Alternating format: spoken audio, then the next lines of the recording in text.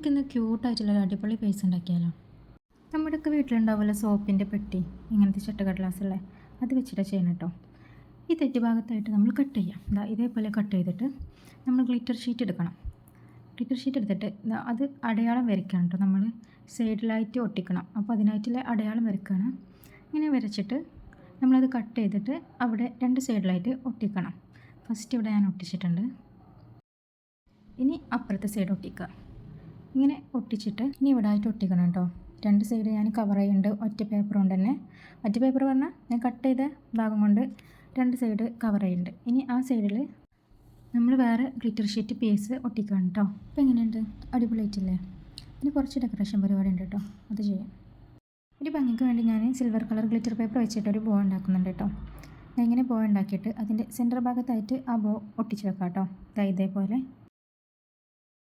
പിന്നെ ഞാൻ കുറച്ച് മുത്തൊട്ടിച്ച് കൊടുത്തിട്ടുണ്ട് കേട്ടോ. അപ്പോൾ എങ്ങനെയുണ്ട്, എനിക്ക് ഇഷ്ടപ്പെട്ടോ. ഇതിൽ ചെറിയ ചെറിയ സാധനങ്ങളൊക്കെ നമുക്ക് ഇട്ടുകൊണ്ടുപോകാം. അപ്പോൾ നിങ്ങൾക്ക് ഇഷ്ടപ്പെട്ടോ ഒന്ന് ലൈക്ക് ചെയ്ത് സബ്സ്ക്രൈബ് ചെയ്യൂ കേട്ടോ. Okay, bye bye.